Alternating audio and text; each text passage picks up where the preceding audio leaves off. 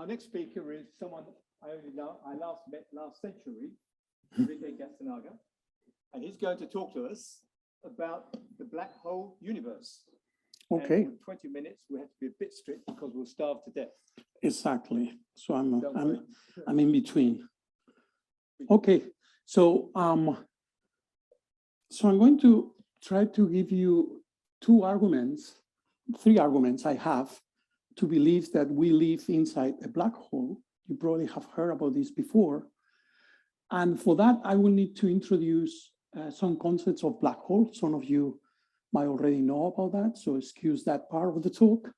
And if I have time, well, then I will connect the fact that we live inside the black hole can be tested observationally, and I will connect to CMB anomalies and tensions in cosmological parameters that you have already heard about. I will make that connection.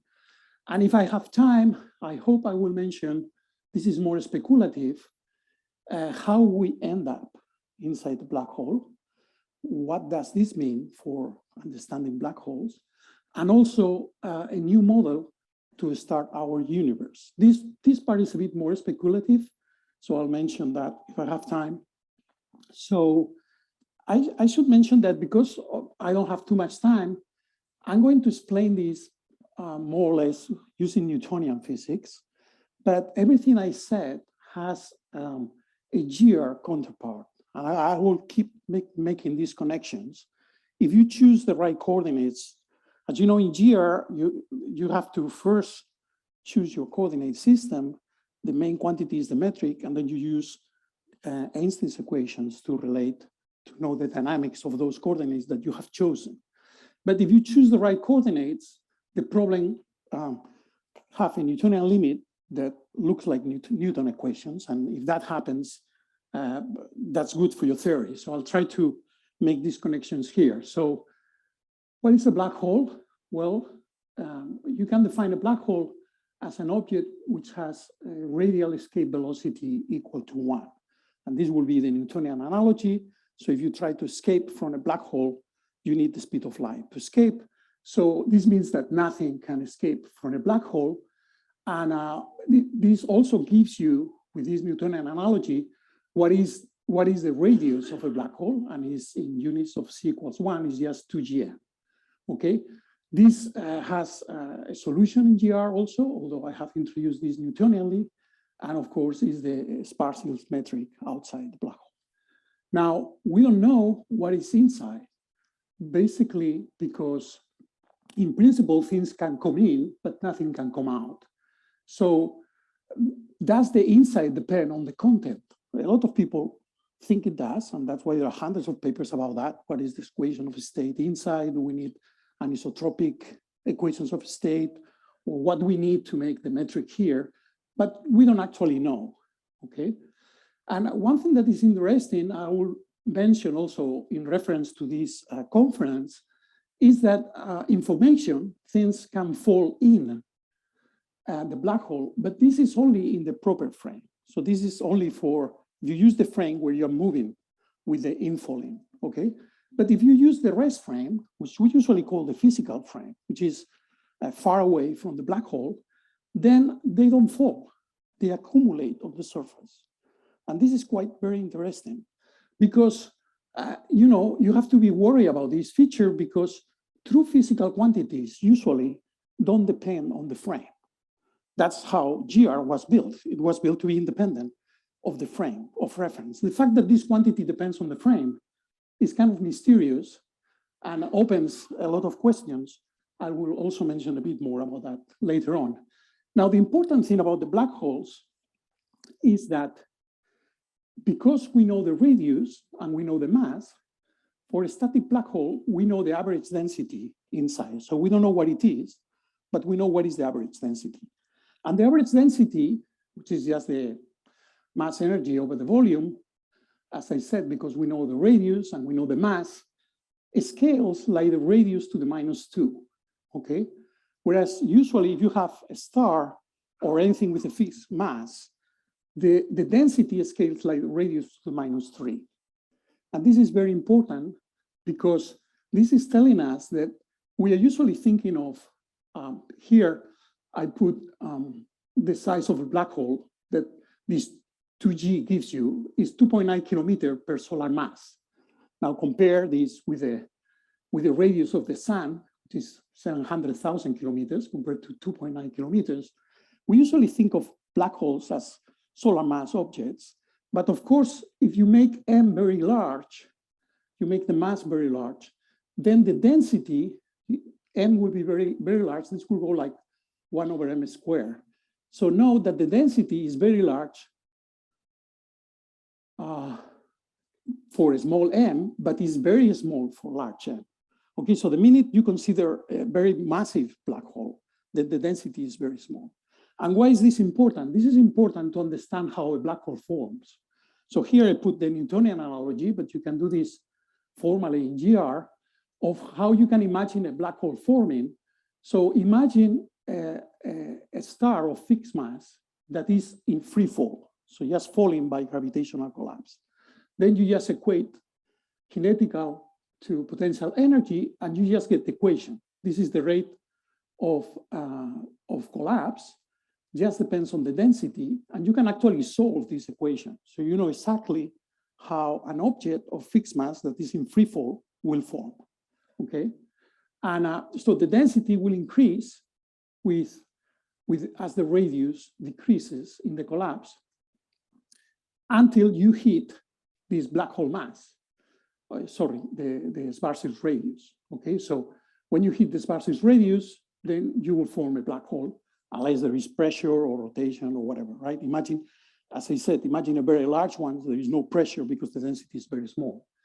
Now, you can actually do this in Newtonian physics because Gauss' law tells you that if you have spherical symmetry, you don't care what is outside. And this is also true for GR, this Birkhoff's theorem. So if you have spherical symmetry, these are the equations.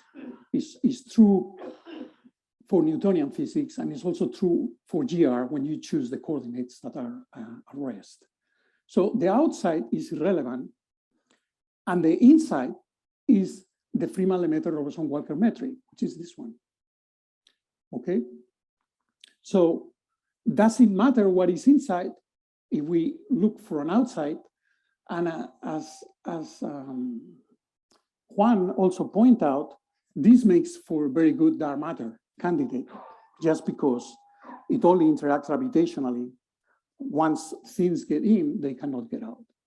Okay, these GR solutions were first thought about by Oppenheimer in 1939. And this connects with something that happened for a few decades after. I think this has to stop working.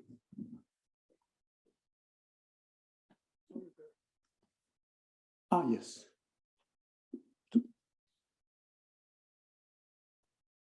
Okay, so let me now mention one example of this collapse. So here you are, oops. Some delay here. Okay, this is an example that might be relevant for the last part of my talk. So here I put density and here I put radius, okay? If you have an object of a fixed mass that is collapsing, the mass is fixed, the density will go like r to the minus 2, okay? These lines here. For example, this is a solar mass star that is collapsing. And this will be 10 to the 4 solar masses. So what happens is that there is a saturation density, which corresponds to the density of a nuclei. If you reach that density, basically you make a neutron star. And this is because Pauli exclusion principle that doesn't allow you to go to press neutrons to a density that is larger than this. Okay, so if you have a small object and you let it collapse, it will make a neutron star unless there is pressure or rotation, okay? And then there is this critical value, which is, this critical value is about 7 solar masses here.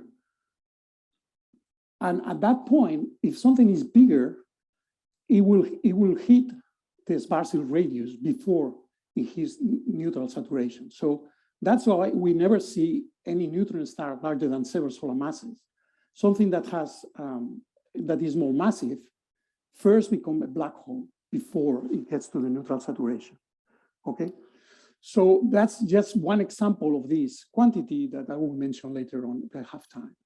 So the next thing I want to mention very briefly related to this conference, that we have heard a bit about the black hole entropy. I think we will hear about this a bit more. This is very interesting, and it's related to this issue that if information comes into the black hole and it cannot come out, somehow you lose information. What is going on with that?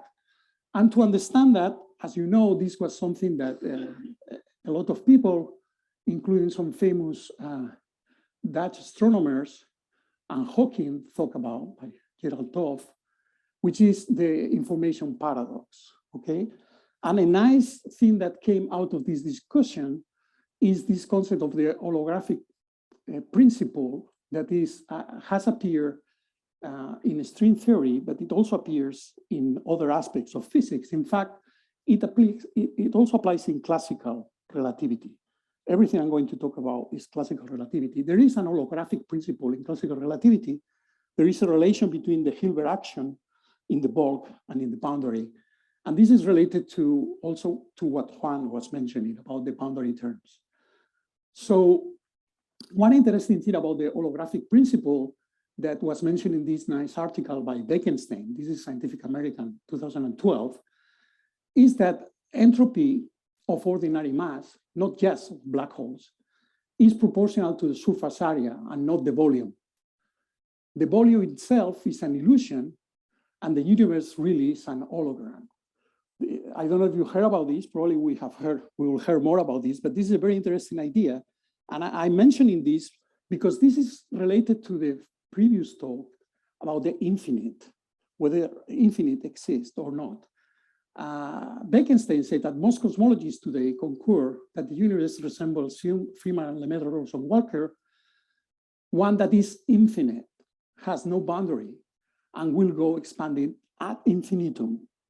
Okay, precisely this is what got me thinking of what I'm going to mention about the black hole universe and the fact that we live in a black hole.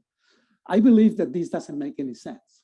Infinite is a very nice mathematical concept, but it's no physics. You need infinite time to compute something that is infinite. In physics, we have never seen infinites. Singularities don't exist. And this is related to this. So let me now go to my three arguments of why I think we live inside a black hole. So as you know, the universe is expanding. This was discovered some time ago. And the equations for the expanding universe are the same as the equations I mentioned for a free fall of a fixed mass. So if you imagine a piece of the universe at a given radius that has a fixed mass, then, and you just let that piece collapse, okay? Because of Birkhoff's theorem, you don't care what is outside, and the equations you get are exactly the same as the Freeman-Lemaitre-Rosen-Walker equations, okay? This corresponds to a comoving radial cells of basically constant comoving distance. So you can imagine any piece of the universe at the distance r that is collapsing, and you get the same Freeman equations. Now, usually, the way we present this is that R is infinite. So we have an infinite space. We disagree, 7. So this is, from this is Freeman equation, okay? From Freeman equation, you immediately see this relation here. If you put density as a function of volume, you realize that this imaginary R, which is just a distance of a fixed or moving size, relates with the Hubble scale, which is just 1/h in units of c equals 1, and the event horizon of the mass included in this area by this equation, okay? And this equation is very interesting because it's telling us that if R is bigger than the Hubble horizon, immediately it has to be smaller than the sparsal radius. This is my first argument. This is just the equations that we get for the Freeman-Lemaitre Robertson-Walker universe. So we have measured in the CMB, as I'm going to ask, you probably know about that, but the CMB, the Hubble radius of the CMB is 1 degree in the sky. We have measured things that are bigger than 1 degree. So we know that our universe is bigger than the Hubble radius already. This equation immediately tells you that it has to be smaller than the Schwarzschild radius. Okay, that's my first argument. Second argument is this. So consider this analogy. This is the Freeman equation. This is the black hole equation. We have measured cosmic acceleration, and all the evidence that we have seen so far indicates that h becomes a constant. This is known today to 3%, and according to Henk, it will be known to less than 3%, even less than 1% in the near future. So as long as h becomes constant, which, as I said, this is all we know about the universe, then this immediately means that that constant is that constant, right? Because this becomes constant, h is constant, rho becomes constant, and then immediately this gives you a black hole of a constant mass. Okay, you can then estimate what is that mass, and it's basically 10 to the 22 solar masses. So the fact that cosmic acceleration gives you a constant h immediately tells you that we are inside the black hole. And it's a static black hole, and you know the mass. So there is no need for dark energy. The acceleration is just the mass of our own universe, the mass that we have measured. This number here is a measurement. It's not my interpretation. It's an actual measurement. As far as we know, that's the mass of the universe. As we approach this event horizon, which is the Sitter space, in the rest frame, this is equivalent to cosmic acceleration for a comoving observer. So there is this duality where there are two frames. One frame is the comoving observer. This is similar to this proper observer that is falling and gets inside the black hole. And there is another frame, which is the rest frame, which is not expanding with the universe, where the universe is approaching the Sitter, and this is a static universe. So let me give you my third argument. My third argument is this: estimate what is the event horizon of our universe using the metric of the Freeman-Lemaitre Robertson-Walker. And this is it. So here is the scale factor. Here is the physical quantity, this event horizon. And this is the calculation. Okay, the event horizon. So at any given time, you can throw a photon into the future and ask how far this photon will reach in infinite time. Okay, and this is how far it will reach. There's a boundary, and that boundary becomes constant. And this is what I said before. It's just the 1 over h that we tend to. That's the equation. That's very interesting because this is telling us that if we go back to the CMB, we can actually see things that are bigger than the horizon, the Hubble horizon, but we should see things that are smaller than this causal horizon. This causal horizon is something that we estimate empirically. Okay? Okay, now let me just mention what is the connection with observations. And the connection is what I just said. Like you can actually measure this here. That will be just a confirmation of this calculation. This is a classical calculation. There's nothing, this is Gyrs, classical Gyrs. Okay, two measurements of that scale. So one of them is you can measure when you can look at the CMB map. This is the CMB map, smooth with 30 degrees Gaussian in the sky. And you can ask when the CMB map becomes homogeneous, okay? And you can do this using the Hausdorff dimension or fractal measurement. This is because you want to be independent of density and also independent of the amplitude of fluctuations. And you can measure this very precisely, and this is what you measure with the error bars. Whereas this is what the Lambda CDM model predicts. Now, why are these two things very different? Is because the Lambda CDM model has fluctuations on all scales, on scales that are bigger. This is not more. Okay, on scales that are bigger than that scale I mentioned before. The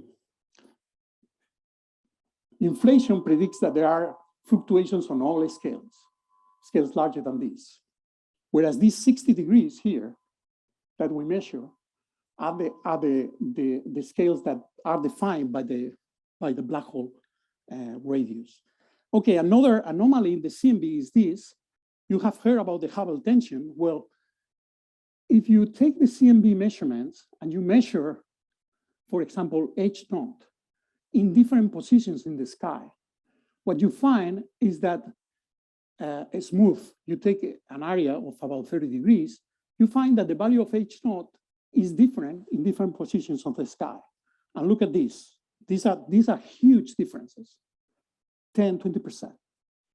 So there are regions in the sky that have different cosmological parameters. And this is related to the tensions you have heard about from H0 measure from CMB and H0 measure from supernova. So if instead of looking at the mean value, you look at the values in different positions of the sky, you find different values. And okay, and that's basically what I wanted to say. I will stop here for lack of time, but I mentioned that I do have a model that explains this. The model can compare with measurements of supernova. And you can also put here the strong gravitational lenses. You can put these fluctuations here. And you have something, which I call the black hole universe, that you can compare with the Blickman using observations.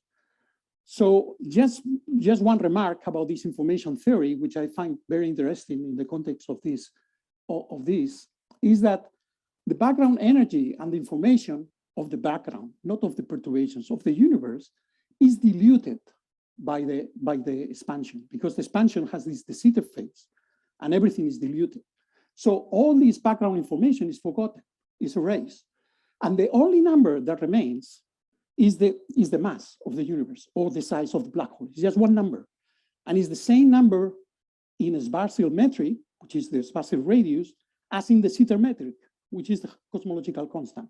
It's just the same thing. And you can match them exactly in general relativity, which I haven't explained in detail. So, okay. There's no last transparency. Okay, I don't know why. But anyway, I finish here. Thank you. Thank you.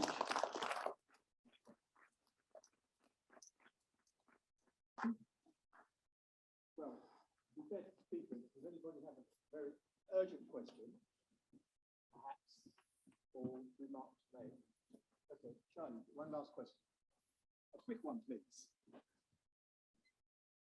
Okay, just quickly, if you have you mentioned that the horizon would have a cosmological, it would go to a constant distance with a constant mass. By mass there, do you mean energy in the sense that it's energy mass, the energy density? But then you concluded that you didn't need dark energy, but the mass inside there is dark energy in the de Sitter case. So it seems like it was a contradictory. Okay, thank statement. you. Thank you for pointing this out. So basically, what you have is two solutions to GR. Inside, you asymptotically has the Sitter, okay, and outside you have a Schwarzschild.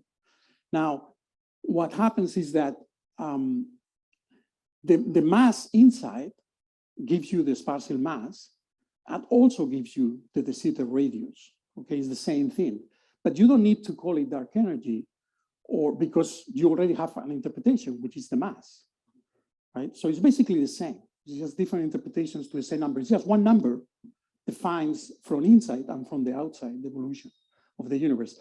Now, if you say this to relativistics, they usually jump in the chair and they say, no, the Sitter cannot be the inside of Schwarzschild.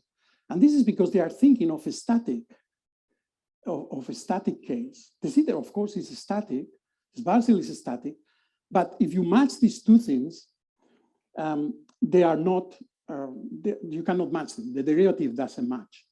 But if you have a Freeman-Lemaitre-Rosen-Walker that approaches the Sitter, then that matches. That's a perfect solution. So that's the key. The key thing is this approaching to the constant value.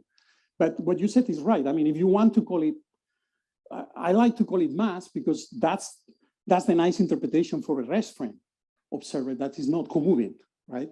For a co-moving observer, you don't want to call it mass, you can call it lambda. It's the same thing. I think we should call it.